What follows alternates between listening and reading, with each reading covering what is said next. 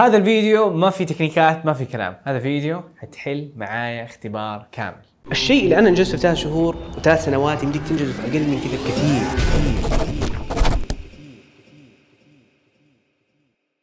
السلام عليكم ورحمة الله وبركاته، يا اهلا وسهلا جايز، معكم عبد الرحمن حجازي. وهذا الفيديو باختصار ما هو فيديو اتكلم فيه واشرح فيه واجيب لكم قصة. باختصار هذا الفيديو عبارة عن اختبار للاستماع بالكامل. واختبار لما اقول لك بالكامل يعني اذا الدرجة اللي حتجيبها في هذا الاختبار حتكون نفس الدرجة اللي حتجيبها في اختبار الاستماع في الاختبار ايلتس الفعلي. فاختبار كامل، عشان كذا شايف مدة الفيديو مرة طويلة، لكن كل اللي عليك تسويه رقم واحد انك تجيب معك ورقة وقلم تحطه الحين قدامك. حيبدأ الصوت، حيبدأ الفيديو يبدأ، أول ما أقول لك خلاص خلصنا فهنا حيبدأ الفيديو وحيبدأ قصدي الاختبار بالكامل، وحيكون بنفس طبيعة، نفس الوقفات، نفس التوقيت، نفس الطريقة، نفس الأسئلة، كل شيء حرفيا شبه مطابق للاختبار الفعلي. بعد ما تكون حليت فحتحل بدون ما توقف، حتمشي فيها زي كأنك في الاختبار بالضبط بدون ما تاخذ بريكات. حتكمل الاختبار بالكامل. بعد ما تكون كملت حيكون عندك 10 دقائق لنقل الإجابات. فحيكون عندك شيت حطيته تحت في الديسكريبشن عبارة عن ورقة الإجابة، فعليك تنقل أجوبتك من الورقة حقتك الفاضية ورقة A4 إلى ورقة أجوبة، وتنقل الأسئلة هذه الأجوبة اللي كتبتها إلى ورقة الأجوبة، اكتبها بشكل مرتب، تهتم بالسبيلينج، تنقلها. في عندك 10 دقائق اللي حتكون في النهاية. بعد ال10 دقائق هذه حيكون في الفيديو حشرح لك وحاعطي لك الأجوبة، وهذه الأجوبة باختصار حتشوف إنه كم منها بالضبط جبتها، كم منها كانت صح.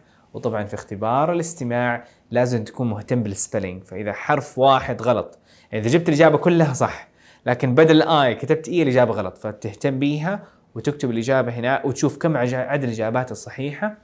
وبعدها بعد ما أوريك الأجوبة حوريك جدول النتيجة، جدول حساب الدرجة، إنه أوكي إذا جبت 20 سؤال صح من 40 سؤال فكم حجيب في الآيلتس؟ هل حجيب 5.5 ولا 6.5 إلى آخره. فالجدول هذاك حيوضح لك وحيقول لك درجتك.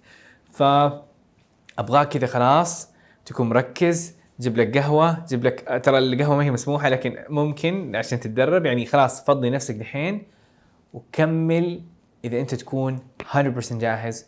ويلا نبدأ نتدرب على الاختبار. دقيقة، ليش قاعدين نسوي الاختبار التجريبي هذا أصلاً؟ بنسويه عشان تتعود وتعود نفسك على ضغط الاختبار. التكنيكات اللي شفتها في الفيديوهات في القناة بشكل عام يمديك تطبقها على أرض الواقع عشان تعرف مستواك وعشان تتعلم من أخطائك. وهذه أنا أحط عليها علامة كبيرة جدا. التعلم من الأخطاء حاجة جدا جدا مهمة.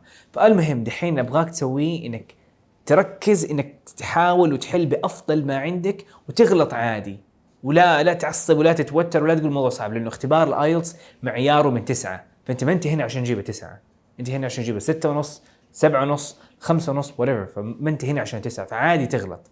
القسم الرابع أكيد حيكون صعب، القسم الأول عادي ممكن بعض الأحيان تنسى فيه، لكن حاول، أهم شيء إنك تحاول أفضل ما عندك.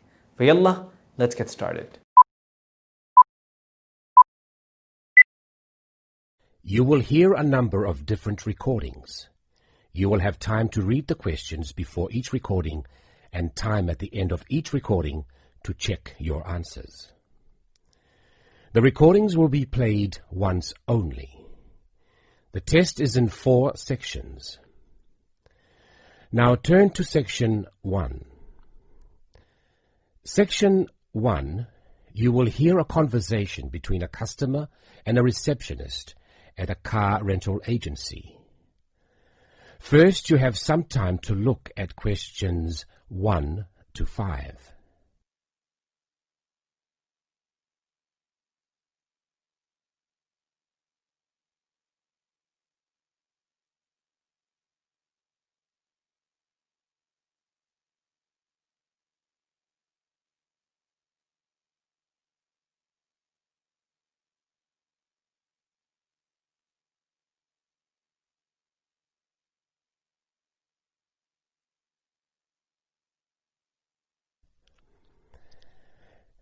Now listen and answer questions 1 to 5.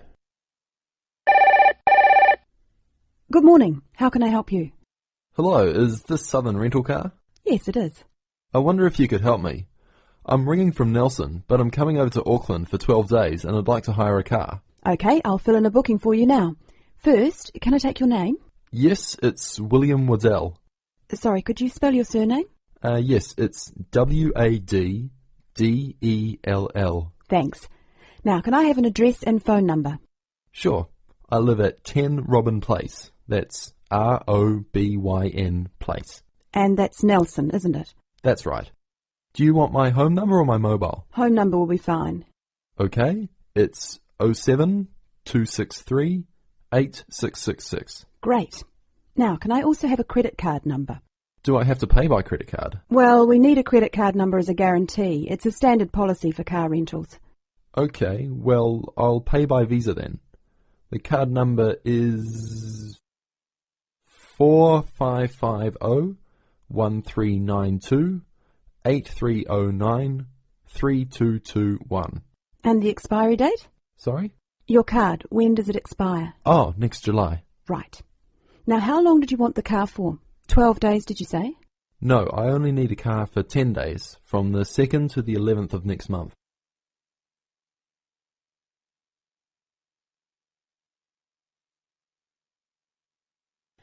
Before you hear the rest of the recording, you will have some time to look at questions 6 to 10.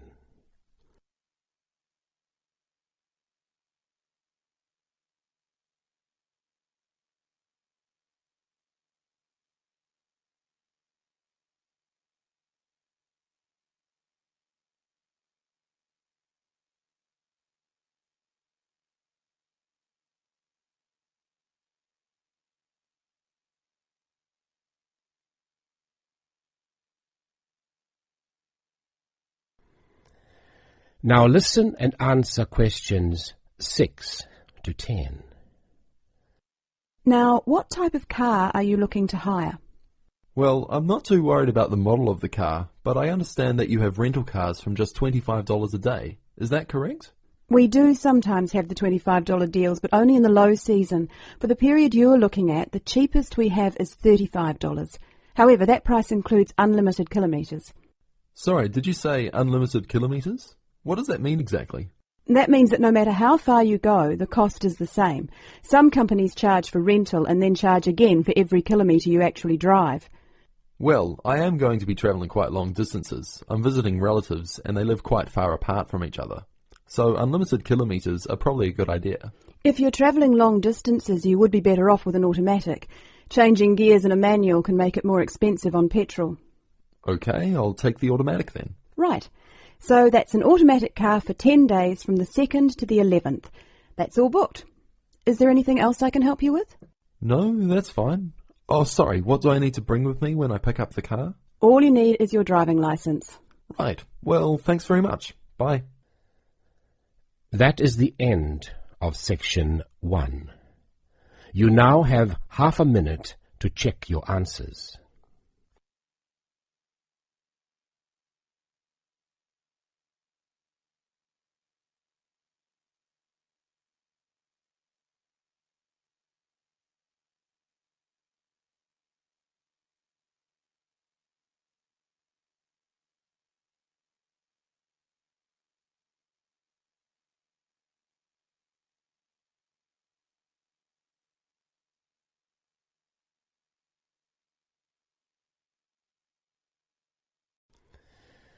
Now turn to section 2.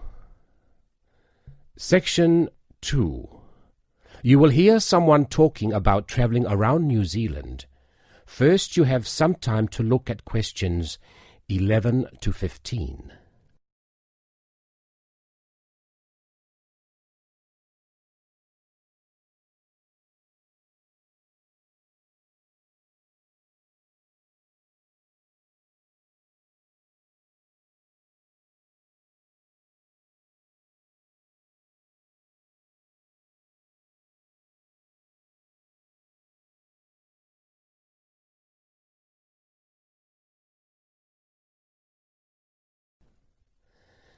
Now listen and answer questions 11 to 15. When thinking about beautiful countryside or stunning views, it has long been accepted that Australia and New Zealand have few equals. What is perhaps slightly less well known is what these countries can offer to the avid train enthusiast. Both countries have railways which pass through breathtaking scenery in the utmost of comfort. In New Zealand, you can travel from the country's biggest city, Auckland, to where a third of the population lives, its capital, Wellington, on the longest passenger rail service in the country, the Overlander. Crossing 681 kilometres, the train winds through the lush farmland of the Waikato and up the Raurumu spiral onto an amazing volcanic plateau surrounded by native bush. On a clear day, you will be able to see 3 of New Zealand's most famous volcanoes, Mount Ruapehu, Mount Ngauruhoe and Mount Tongariro. The whole journey can be completed in 11 hours, but for those keen to see a little more of the country, the trip can be extended over 3 or 4 days. This gives travellers the opportunity of seeing the famous Waitomo caves, relaxing in the mud pools of Rotorua, or skydiving over Lake Taupo. Moving on to the South Island, you can take the Transalpine through the Southern Alps, travelling from the South Pacific Ocean to the Tasman Sea. Climbing from Christchurch right into the Alps, this 223-kilometre trip is particularly impressive as the train passes through 16 tunnels before descending to Greymouth at the end of the line. Taking only 5 hours, this is a relatively short trip, but it is worth noting that this journey has been listed as the 6th most scenic rail route in the world. For those that are not so keen on mountains, the South Island has a second option, the Transcoastal.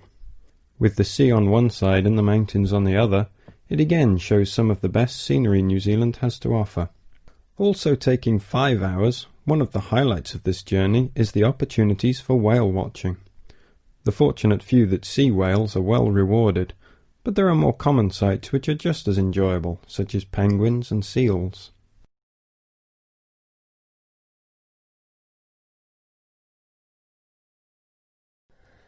Before you hear the rest of the recording, you have some time to look at questions 16 to 20.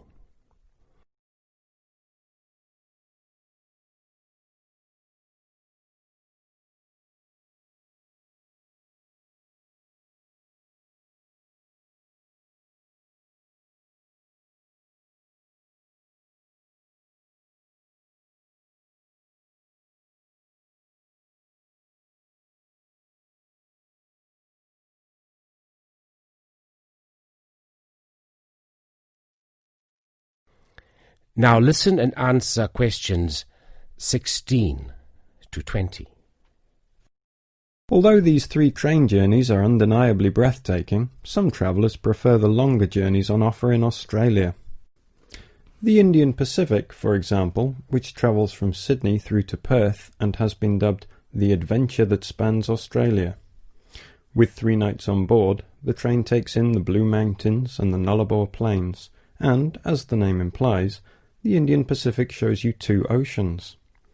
This train journey holds 2 world records. Covering 4,352 kilometres, it is one of the world's longest train journeys. It also travels the world's longest straight stretch of railway track, 478 kilometres.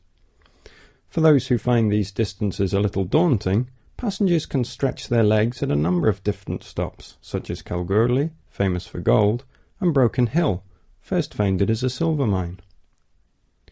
If 3 days on board a train seems a little excessive, there are alternatives. The Ghan, for example, which travels from Adelaide in the south to Alice Springs in the centre of the continent, taking 20 hours.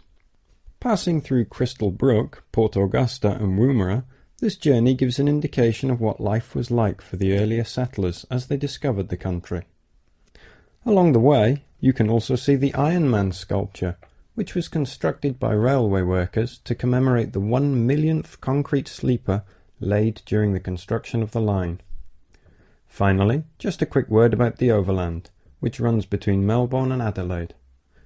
As the first train to travel between the capitals of 2 states, it is a historic as well as relaxing way to travel, and is famous for being the oldest long-distance train journey on the continent. With so many memorable journeys to choose from, the only problem you will have is knowing which one to do first.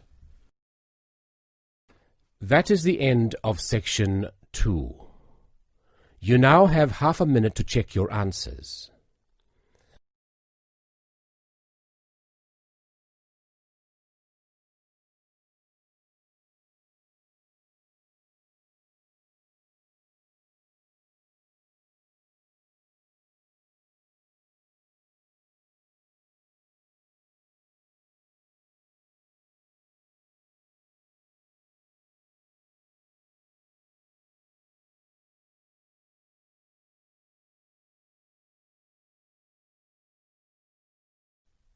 Now turn to section 3. Section 3. You will hear two students talking about a school project. First, you have some time to look at questions 21 to 25.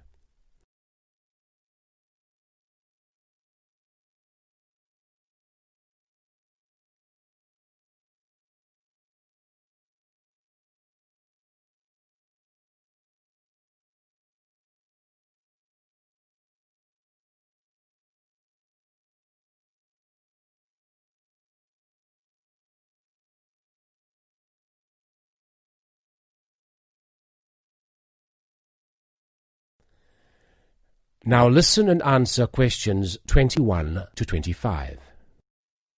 Hi, Lynn. How's your project coming along? Oh, not very well. I've got all the information, but I can't seem to organise it into a presentation. Well, you'd better hurry. You only have one more week. Yes, that's okay. It's just that... Oh. Well, why don't you try your presentation on me? Maybe I can help. Oh, really? Great. Okay, well, I've chosen solar power for my subject, and I'm going to talk specifically about domestic water heating. You know, like the ones popular in America. I've got some facts here. Oh, that's good. But just start your presentation from the beginning. Oh, right. Well, here we go then. There are many reasons why we should be looking elsewhere for energy sources. As most people are aware, fossil fuels and other such non-renewable sources are by definition finite, so something needs to be in operation soon. Currently, there are a number of alternative energy sources available which can, with a little preparation, be used to provide for a significant part of our domestic energy requirements. In this presentation, I am focusing on solar power and its application as a domestic water heater. As a renewable energy source, solar power is in many ways ideal. The amount of the sun's energy which reaches the Earth every minute exceeds the energy that the global population consumes in a year. Although scientists argue that it is not finite, sunlight is certainly a long-lasting resource which is not depleted through use, and solar power converters use this energy without needing any complex moving parts. Once collected and stored, solar energy can be used for many purposes, but it is becoming increasingly popular as a domestic heating source. Generally, a building that is heated by solar power will have its water heated by solar power as well, and this has even worked in areas that are not exposed to long hours of direct sunlight, such as the United Kingdom, although not so well as in warmer climates. Why have you stopped? Well, that's all I've got so far. Oh, well. Start by talking about how effective it is. Oh, okay. Well, there are a number of factors that influence how efficient solar power can be.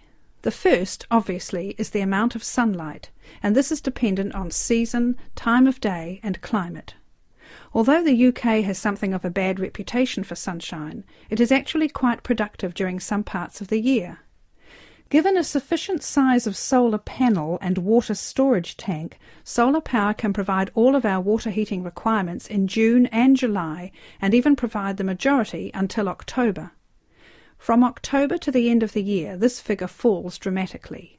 December is the least productive, being able to supply less than 5% of the average household's hot water requirement. It is at this point that solar power needs to be supplemented with a more traditional form of heating. From January, solar power becomes more effective at a rate of about 20% per month, although this rise decelerates to around 18% by May.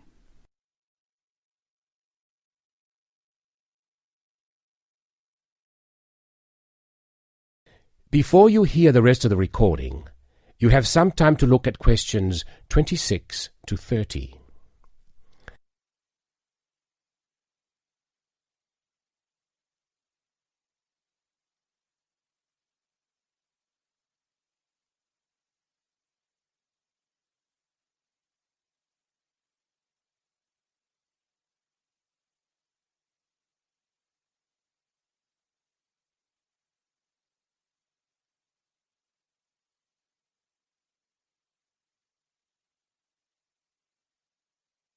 Now listen and answer questions 26 to 30.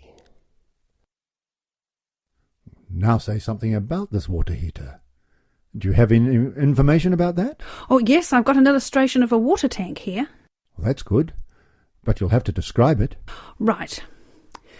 Well, the ideal water tank in the UK has a capacity of 45 to 50 litres, but must be at least 40 litres to be effective. The solar coil is put in the bottom of the tank to heat the water. Now remember that solar heated water will not get quite as hot as fossil fuel water heaters. The bottom half of the tank is normally 20 degrees, and this is why it is important not to have a tank that is too large, as that would take too much energy to heat.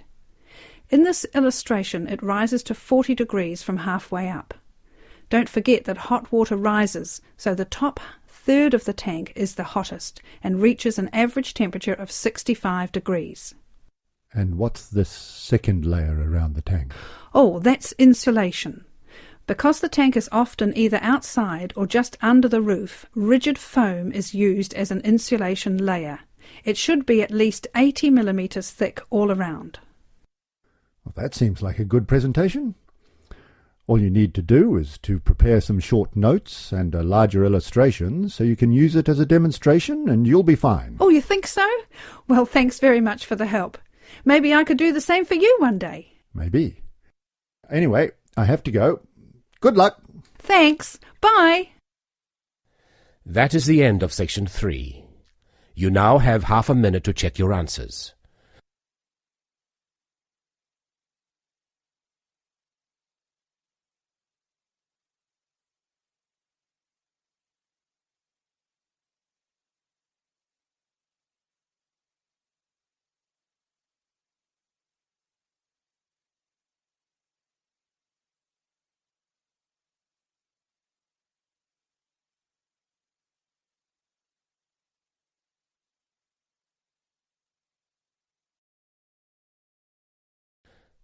Now turn to section 4. Section 4. You will hear an interview with a marketing director. First, you have some time to look at questions 31 to 40.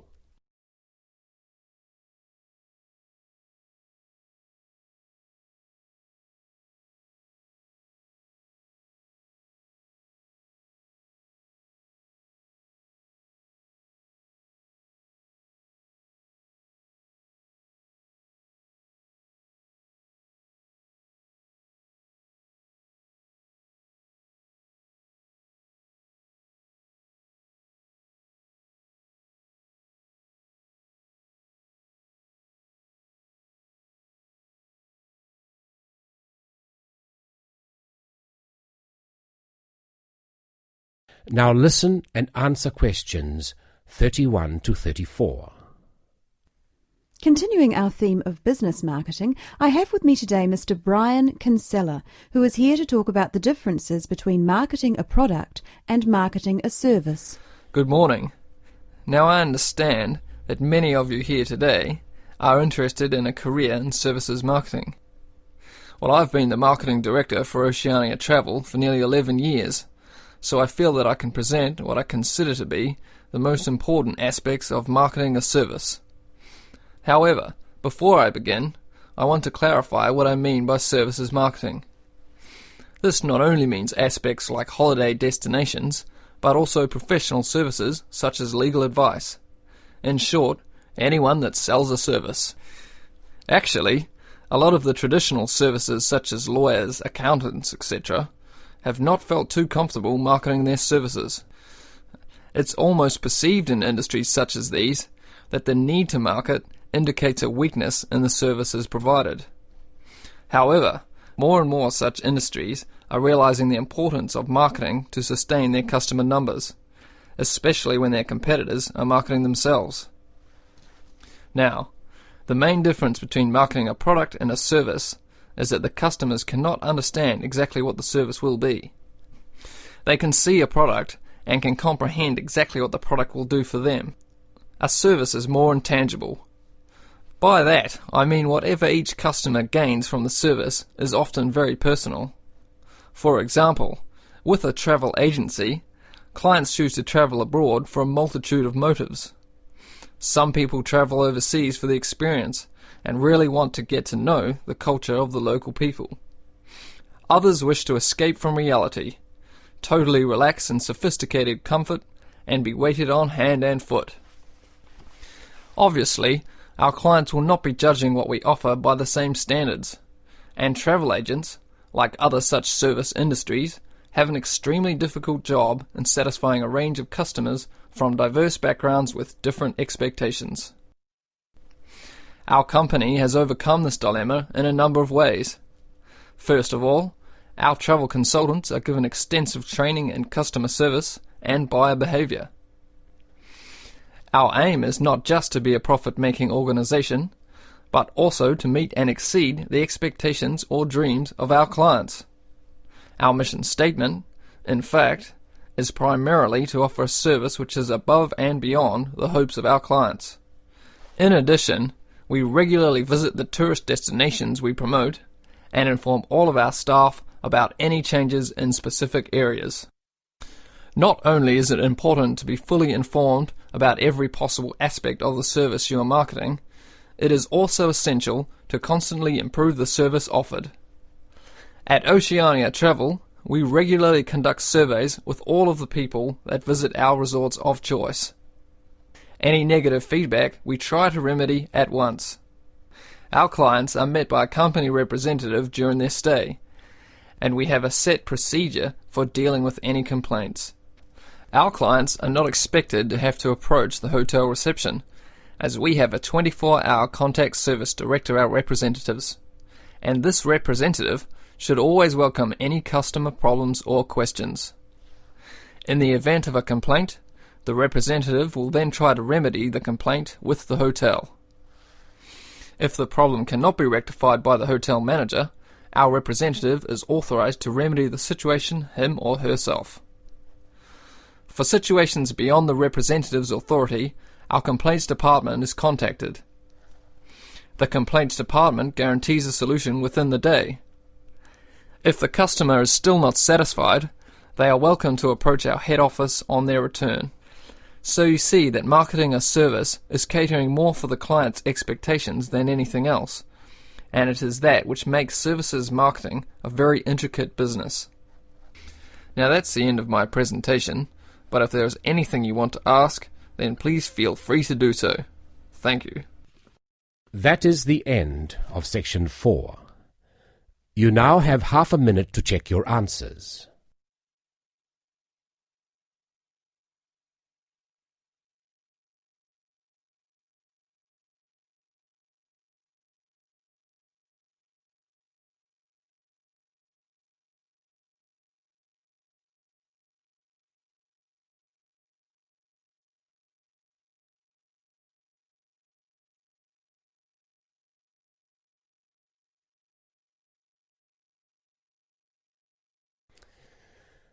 That is the end of the listening test. You now have 10 minutes to transfer your answers to the answer booklet.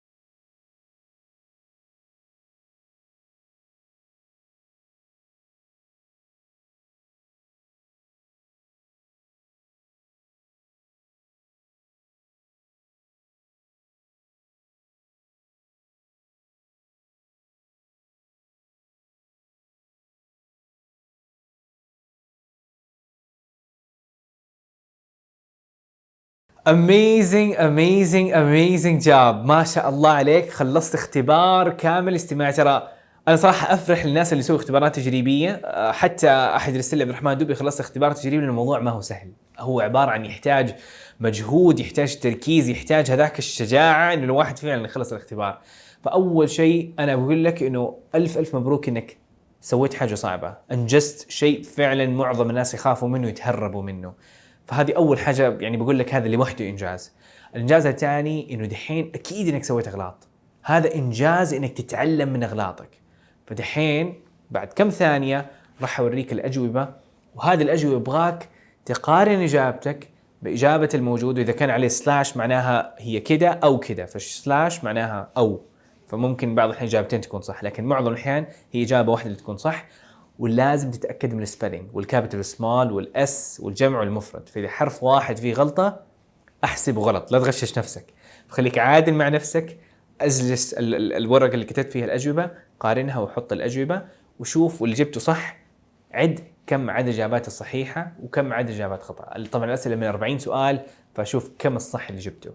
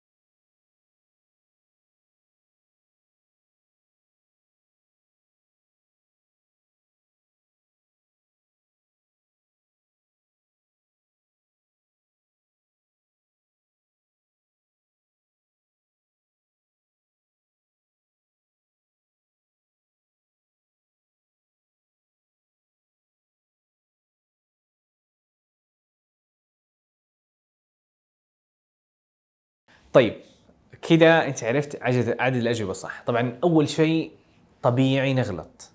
أنا بدايتي كانت ب3 من 9، فطبيعي إنه تكون عندك كمية ضخمة من الأغلاط. طبيعي إنه تكون عندك مدري إيش، هذه ما حليت، هذه غلط، مدري إيش، هذه المفروض حرف واحد سبيلينج. أيوة، السبيلينج من أحد الأشياء اللي بتأثر في الليستنج، وهذا شيء طبيعي. اختبار الايلتس أصلاً is made تركيزه على الاستماع وتركيزه على الإملاء. هم عارفين معظم الناس، طبيعي جدا إنه 20% من أخطائك تكون بسبب السبيلينج. فإذا كان أكثر من كذا أيوة عليك تهتم وتركز على أداة الإملاء. حط لك من الديسكريبشن أداة تطوير الإملاء، وتكتب أكثر وأكثر وأكثر حتتطور. لكن دحين أبغاك إنك تتعلم من الأخطاء هذه. والتعلم من الأخطاء ترى ما هو معقد، ومرة مرة مرة مفيد. فالفكرة التعلم من الأخطاء إنك حلو ترجع للمكان. مثلا أنت غلطت في السؤال رقم 7، روح عيد المقطع وروح للسؤال رقم 7 مرة تانية، واسمع كيف الإجابة هي الإجابة. زي كأنه أنت يعني لأنك أنت دحين حطيت إيش الصح وإيش الخطأ على ورقتك، فأنت عارف إيش الصح وإيش الغلط. ومو لازم إنك تكون حافظ الإجابة إيش هي الصح. حلو، فباك ترجع على علم إنه الإجابة اللي أنت كتبتها غلط، وتحاول تحل مرة تانية. يعني حلو هي ما كانت car، هي كانت كلمة تانية، فإيش كانت؟ تروح تسمع مرة تانية وتحاول تحل وتتأكد مرة تانية من الإجابات. فهذا الموضوع حيساعدك. وإذا فرض الموضوع مرة صعب وأنت أصلا الاستماع ما أنت قادر تفهم إيش اللي قالوا، فتحت حطيت لك الترانسكريبت اللي هو نص الاختبار هذا. فنص الاختبار هذا يمديك إنك تشوف إيش اللي صار، إيش الكلام اللي كان بيقوله، إيش الكلمات اللي كان بيقولها. الترانسكريبت حيساعدك مرة إنك تحدد الإجابة وتعرف الإجابة هذه الفلانية ليش كانت كده، فحتساعدك. وأهم شيء إنك وأنت قاعد تتعلم الأخطاء مو إنك تعرف ليش هذا خطأ، لا تعرف أنا فين كان غلطتي، أنا المرة الجاية كيف يمديني أحل بطريقة أحسن، أو ليش أنا فاتني هذا السؤال، أو حلو فحتتعلم أشياء كثيرة. إنه ما كان عندي وقت أقرأ الأسئلة، المفروض كنت أقرأ أكثر إلى آخره. فحتتعلم مرة كثير. استغل الفرصة. خلصت اختبار فلا تسيبه، لا تروح اللي بعده، لا تتحطم. هذه بداية، أوكي؟ فإذا إحنا من البداية نقول نتوقع نفسنا إنه حجيب حلو، أوكي ممكن تكون متوقع إنك تجيب مثلا درجة معينة ما جبتها من أول اختبار، جبت تحتها. طيب هذه ما هي نهاية القصة. you still can do it. بالعكس أنت أنجزت وخلصت اختبار. معظم الناس حتى ما بيحاولوا يبدأوا. فممكن الاختبار ممكن يصدمك شوية، لكن لا تستسلم، لا تيأس. الموضوع بسيط. just needs a little bit time. keep working on it. مرة ثانية هذا ما هو اختبار نص الترم تذاكر له بيومين وتختبر. شيء حياخد وقت، صدقني حيستاهل الوقت. يعني تأثيره ممكن يكون تأثير في مسار حياتك بالكامل. فinvest in learning من أخطائك. ومرة ثانية إذا حاب تأخذ اختبارات تجريبية أكثر، أنا إن شاء الله حنزل الفيديوهات الجاية. فاللايك وسبسكرايب هذه بقدرها جدا هذه الأيام تحديدا. وتعليقاتك كيف كان الفيديو، كيف إذا تبغى ننزل منه أكثر. ولكن إذا حبيت إنك بشكل عام تروح تشوف فيديوهات أكثر واختبارات أكثر، عندك الموقع حطيت لكم تحت eiltsonlinetest.com. فيب، أشوفك على خير. سبحانك اللهم وبحمدك، نشهد أن لا إله إلا أنت، نستغفرك ونتوب إليك.